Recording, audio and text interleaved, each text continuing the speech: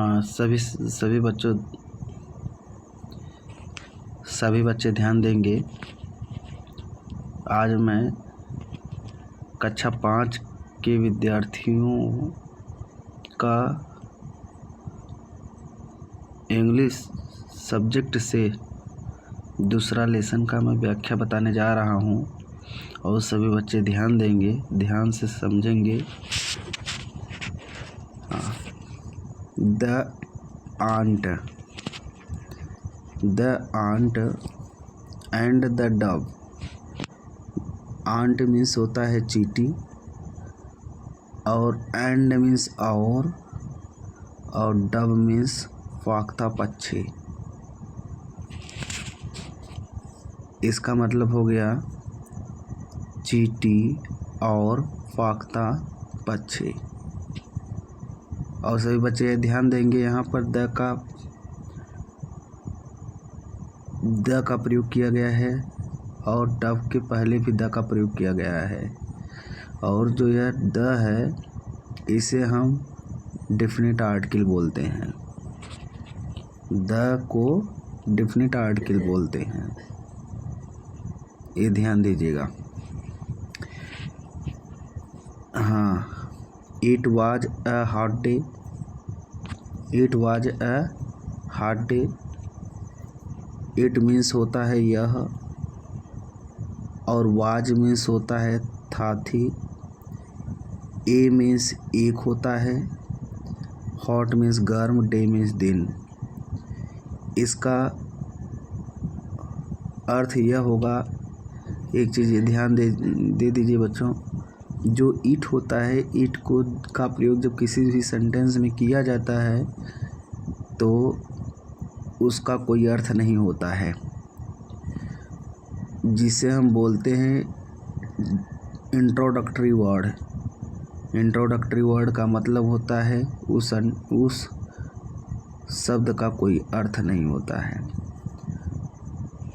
और यहाँ पर ए का जो प्रयोग किया गया है, ए यहाँ पर एक आर्टिकल है और आर्टिकल दो प्रकार के होते हैं, एक होता है डेफिनेट आर्टिकल, एक होता है इनडेफिनेट आर्टिकल। तो यहाँ पर जो ए और एन होता है, ये दोनों जो है इनडेफिनेट आर्टिकल है। ए और एन इनडेफिनेट आर्टिकल है, तो ये ध्यान दीजिएगा। इसका अर्थ ये हुआ एक गर्मी का दिन था। एक गर्मी का दिन था। अब आगे देखें बच्चों, a little ant was very thirsty. A little, यहाँ पर मैंने बताया ना, ये क्या है, इंडेफिनिट आर्टिकल है और लिटिल क्या है, आपका एडजेक्टिव है। कभी कभी ये परीक्षा में पूछ लेता है लिटिल क्या है। लिटिल जो है आपका एडजेक्टिव है, क्योंकि यह चींटी की विशेषता को बता रहा है। कैसी चींटी है, मतलब छोटी चींटी है, तो यहाँ छोटी आपका एडजेक्टिव होता है, तो लिटिल आपका एडजेक्टिव है। आंट आपका नाउन है और यह कौन सा नाउन है, जिसे बोलते हैं हम कॉमन नाउन। कौन सा नाउन? कॉमन नाउन है, ये ध्यान दीजिएगा। उसके बाद वाज होता है। वाज यहाँ पर आपका लिंकिंग वर्ब है। जब सेंटेंस में मेन वर्ब नहीं आता है, सिर्फ सहायक क्रिया ही प्रयोग किए जाते हैं, तो वह लिंकिंग वर्ब कहलाता है। अर्थात कहने का मतलब ये हुआ कि जो वाज अथवा इज आर एम का जो प्रयोग किया जाता है, वह मेन वर्ब के रूप में जब प्रयोग किए जाते हैं तो उसे हम लिंकिंग वर्ब बोलते हैं। यहाँ वेरी जो है आपका एडजेक्टिव है और थर्स्टी आपका जो है नाउन है, ये ध्यान दीजिएगा।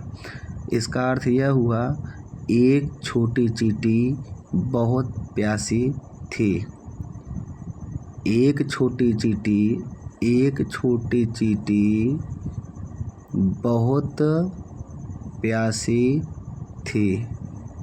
अर्थ क्लियर हुआ ना? ठीक, आगे चलो। She went to a river to drink water. ध्यान दीजिएगा, सी मीन्स क्या होता है, वह होता है, और सी का प्रयोग जो है यहाँ चींटी के लिए किया गया है। सी का प्रयोग चींटी के लिए किया गया है, स्त्री, क्योंकि चींटी को स्त्री जाति में प्रयोग किया जाता है। सी वेंट, वेंट यहाँ पर जो है गो का सेकंड फॉर्म है, गो का सेकंड फॉर्म है। इसका अर्थ यह हुआ सी वेंट, वेंट मीन्स गई, टू कहाँ गई, अ रिवर मीन्स क्या होता है, नदी होता है। यहाँ पर टू का जो प्रयोग किया गया है, यहाँ जो टू का प्रयोग किया गया है, यहाँ प्रीपोजिशन है टू। और टू ड्रिंक वाटर जो है ये इसे बोलते हैं non finite verb. Non finite verb का अर्थ होता है ना ने नी। जो नॉन फाइनाइट वर्ब होता है उसका अर्थ ना ने नी से लिया जाता है, ये ध्यान दीजिएगा। इसका मतलब अर्थ आप लोग देखिएगा अभी स्पष्ट हो जाएगा। She went to a river to drink water, वह पानी पीने के लिए एक नदी के तट पर गई। अर्थ क्लियर हुआ ना? ठीक, आगे देखिए। अब उसके बाद जस्ट देन मीन्स तभी, जस्ट देन मीन्स होता है तभी। She lost her balance, she means वह होता है अर्थात वह चींटी, लॉस्ट मीन्स खो दी, क्या लॉस्ट मीन्स खो दी, और यह लास्ट सेकंड फॉर्म है। हर बैलेंस, क्या खो दी, अपना बैलेंस, और सी के साथ अपने के अर्थ में हर का प्रयोग किया जाता है। यहाँ पर हर जो है आपका एडजेक्टिव है और बैलेंस आपका नाउन है। इसका अर्थ क्या हो, तभी, इसका अर्थ क्या हुआ, तभी वह अपना संतुलन, बैलेंस मीन्स होता है संतुलन, तभी वह अपना संतुलन खो दी। एंड मीन्स और होता है, एंड यहाँ पर कंजक्शन का काम कर रहा है क्योंकि यह एक दूसरे सेंटेंसों को जोड़ रहा है। फेल इनटू द वाटर, और फेल मीन्स होता है गिर गई, फेल मीन्स गिर गई। और कहाँ गिर गई, फेल इनटू का प्रयोग क्यों किया गया, इनटू यहाँ पर प्रीपोजिशन है। इनटू क्या है आपका, इनटू एक प्रीपोजिशन है, और इसका यह इनटू का प्रयोग वहाँ पर किया जाता है जब कोई वस्तु बाहर से अंदर की तरफ अगर जाती है तो वहाँ पर इनटू का प्रयोग होता है। इनटू का प्रयोग मोशन के अर्थ में किया जाता है। तो फेल मीन्स गिर गई, into means into the water मतलब पानी में गिर गई। अब सी क्राइड, सी मतलब चिल्लाई, कौन चिल्लाई, चींटी, मतलब सी क्राइड मीन्स चिल्लाई। हेल्प हेल्प हेल्प, यहाँ पर बेटा एक्सक्लेमेशन मार्क है। एक्सक्लेमेशन मार्क में किसी भी चीज़ को आश्चर्यजनक तरीके से बोलना, ठीक ना। सी क्राइड, वह चिल्लाई, हेल्प हेल्प, बचाओ बचाओ, ठीक। अब उसके आगे देखिए,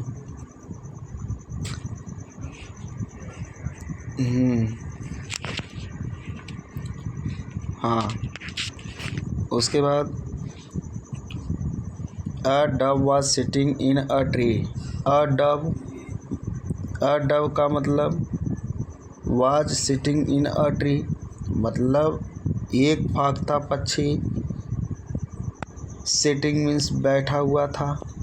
यहाँ पर आईएनजी लगा, सिट मीन्स बैठना होता है, तो इसमें आईएनजी लगने पर जो है लास्ट वाला लेटर डबल हो जाता है, तो यहाँ सिटिंग हो गया। यहाँ पर जब मेन वर्ब में आईएनजी लगता है और वाज और वर का प्रयोग होता है तो वहाँ पर पास्ट कंटिन्यूअस टेंस होता है। इसका अर्थ क्या होगा, मतलब एक चींटी वृक्ष पर बैठी हुई थी।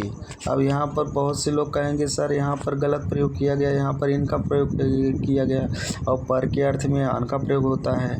हाँ, आन का प्रयोग होता है, लेकिन वहाँ कंडीशन आप देखिए, जो वृक्ष पर जब बैठती है चींटी वह पत्तियों के ऊपर जो है नहीं बैठती है, वह पत्तियों की शाखाओं पर बैठती है। शाखाओं पर बैठेगी तो वह जो है पत्तियों से घिरा हुआ स्थान होता है, इसीलिए जो है वहाँ पर इन का प्रयोग किया जाता है, न कि आन का प्रयोग किया जाता है। यह अक्सर करके बच्चों यह जो है परीक्षा में कई बार पूछा भी गया है, इसलिए इस चीज़ को ध्यान दीजिएगा। मतलब एक फाख्ता पक्षी एक वृक्ष पर बैठा हुआ था, ठीक, इसका अर्थ यह हुआ। अब उसके बाद ही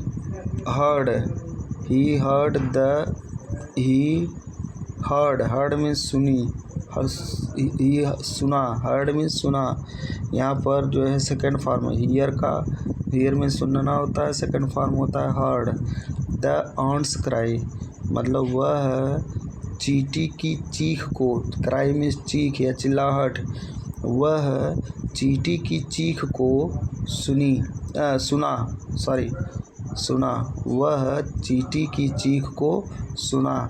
और आप सब ध्यान दीजिएगा, यहाँ पर जो कामा का प्रयोग किया गया है यह एपॉस्ट्रॉफी कामा है, इसका अर्थ काके की होता है। अभी आपने देखा ना काके की आ रहा है, फिर से अर्थ देख लीजिए, वह उस चींटी की चीख को सुना। उसके बाद फिर आगे देखिए, द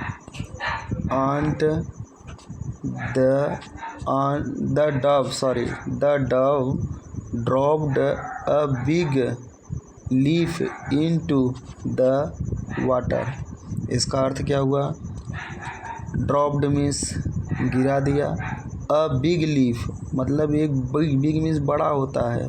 यहाँ पर अगर मान लीजिए परीक्षा में पूछ लेता है अंडरलाइन दे करके बिग क्या है, तो बिग यहाँ पर आपका एडजेक्टिव है, और लीफ क्या है? आपका नाउन है। लीफ क्या है? आपका नाउन है। और इनटू अभी आपका ये जो प्रीपोजिशन है, और वाटर आपका नाउन है।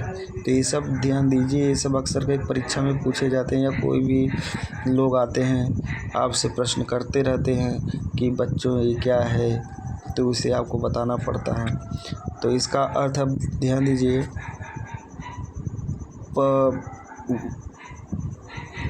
द डव फाख्ता पक्षी ने पानी में, यहाँ लास्ट में देखिएगा, यहाँ से पकड़िए फिर उसके लास्ट पे आइए,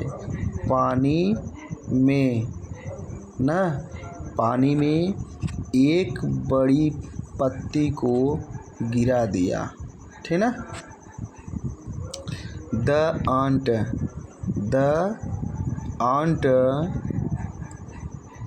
aunt climb onto the leaf। The ant और चींटी क्लाइंब्ड में चढ़ गई, onto यहाँ पर onto भी प्रीपोजिशन है, जिसका मोशन के अर्थ में प्रयोग किया जाता है। onto का प्रयोग जब किसी वस्तु के ऊपर खुले हुए स्थान में गति होता है तो वहाँ onto का प्रयोग होता है। तो ध्यान दीजिएगा, इसका अर्थ क्या हुआ? चींटी क्लाइंब्ड मीन्स चढ़ गई, ये पास्ट इंडेफिनिट टेंस है यहाँ पर। ऑन टू द लीफ मतलब चींटी पत्ती के ऊपर चढ़ गई, ठीक। अब ध्यान दीजिए आगे, उसके बाद क्या होता है? हाँ,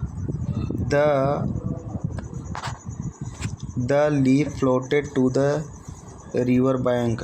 द लीफ पत्ती, फ्लोटेड मतलब तैर करके, टू द रिवर बैंक, क्योंकि अब वह यहाँ टू का प्रयोग है, टू भी प्रीपोजिशन है। टू का प्रयोग क्यों किया गया?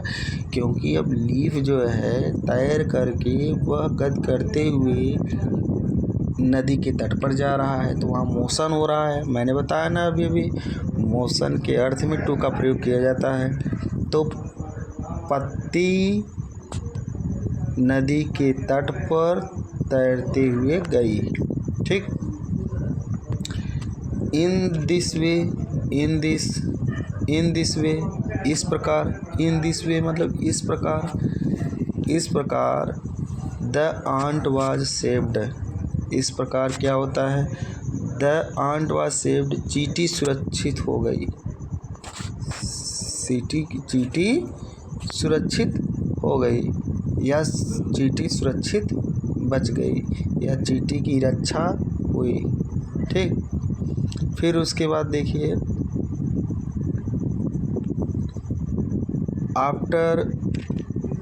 After some time. After means बाद में, सम टाइम मतलब कुछ समय, कुछ समय बाद द आंट सा अ हंटर। द आंट मतलब उस चींटी ने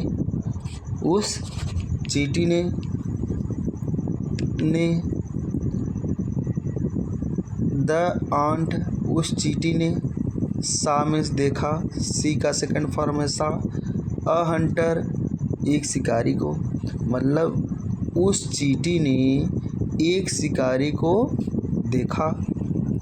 उसके बाद क्या होता है, ही हैड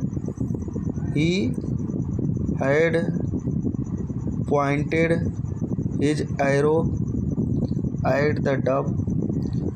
वह पॉइंटेड मतलब निशाना लगाए हुए, एरो मीन्स तीर होता है, हिज का प्रयोग अपने के अर्थ में ही के साथ हिज का प्रयोग किया जाता है।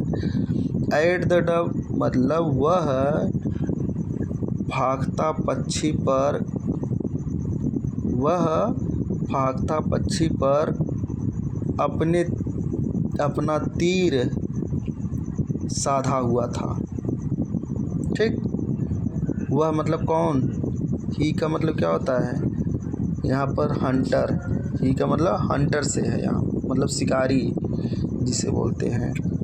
तो ये ध्यान दीजिएगा, इसका अर्थ क्या हुआ, वह भागता पक्षी पर अपने तीर का निशाना लगाया हुआ था। ठीक, उसके बाद क्या होता है, ध्यान दीजिएगा, लगाया हुआ था। फिर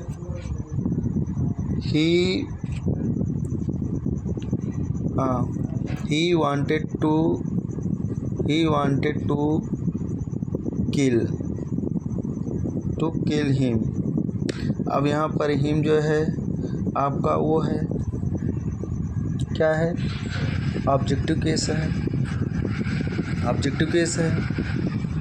तो टू किल मतलब मारना, टू किल यहाँ पर आपका नॉन फाइनाइट वर्ब है। तो इसका अर्थ क्या हुआ, वह उसे, हिम मीन्स उसे होता है, ध्यान दीजिएगा, वह उसे मारना, मैंने बताया जब नॉन फाइनाइट वर्ब होता है तो इसका अर्थ नॉन नहीं होता है, तो यहाँ अर्थ आ रहा है कि नहीं, वह उसे मारना चाहता था। और किल का मतलब होता है जान से मारना, वह उसे जान से मारना चाहता था। ठीक, फिर उसके बाद देखो क्या होता है आगे, the ant crawled up the hunter's foot. और क्रॉल्ड मतलब रेंगते हुए, क्रॉल्ड अप का मतलब रेंगते हुए ऊपर जाना। द हंटर्स फुट, यहाँ पर देखिए हंटर्स है, यहाँ पर पास्टाफी का यस लगा है, तो इसका अर्थ होता है काके की। तो इसका मतलब क्या हुआ, the ant crawled up the hunter's foot, चींटी शिकारी के पैरों के ऊपर रेंगते हुए चढ़ गया। चींटी शिकारी के पैरों के ऊपर, शिकारी के पैर, यहाँ पर देखो हंटर्स फुट है, शिकारी के पैर के ऊपर चढ़ गया रेंगते। एंड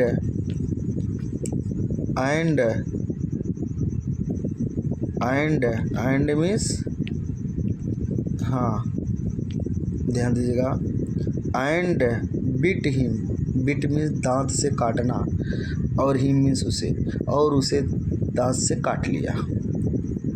अब उसके बाद क्या होता है, ध्यान दीजिएगा, अब उसके बाद होता है, वो बोलता है आउच, मतलब आउच मत चीखा, cried the hunter, ouch, oh, ouch का ओ, क्राइड द हंटर, मतलब शिकारी ने चिल्लाया, शिकारी ने चिल्लाया।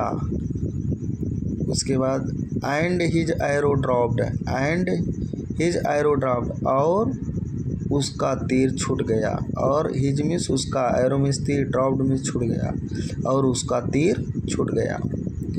द डव वाज सेव्ड, और उस फाख्ता पक्षी की रक्षा हुई, और उस फाख्ता पक्षी की रक्षा हुई। क्लियर? सो आगे देखिए। The ant and dove helped each other like good friends. The ant and the dove, the ant मतलब वह चींटी, उस चींटी, और द डव मतलब उस फाख्ता पक्षी, हेल्प्ड ईच अदर, हेल्प्ड में सहायता किया, पास्ट इंडेफिनिट टेंस है, each other like good friends. Each other मतलब एक दूसरे की, लाइक मतलब की तरह या के समान, गुड फ्रेंड्स मतलब अच्छे दोस्त। यहाँ गुड फ्रेंड मतलब गुड आपका एडजेक्टिव है और फ्रेंड आपका कॉमन नाउन है। तो इसका अर्थ क्या हुआ?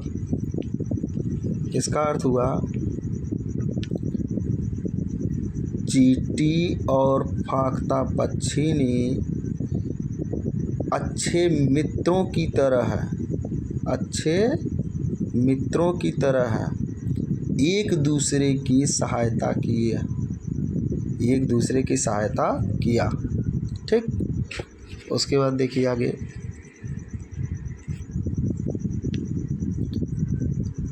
अ friend in need is a friend Indeed.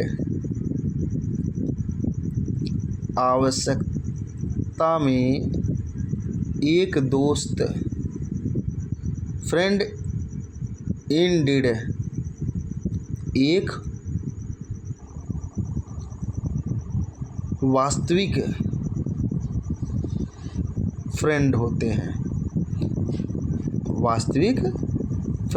हैं, ठीक। हाँ बच्चों, आप लोग इसे वीडियो को देखिएगा और आपको इसका अर्थ निकालना आ जाएगा समझ में। और इसमें जो जो पॉइंट बताया गया है, जो चीज़ बताया गया है, उसे आप लोग थोड़ा ध्यान दीजिएगा। इसे 2-3 बार आप लोग वीडियो देख लोगे, आप लोगों को समझ में आ जाएगा। अगर कहीं किसी भी प्रकार का दिक्कत है तो आप लोग जो है मैसेज करिएगा। ठीक, ओके।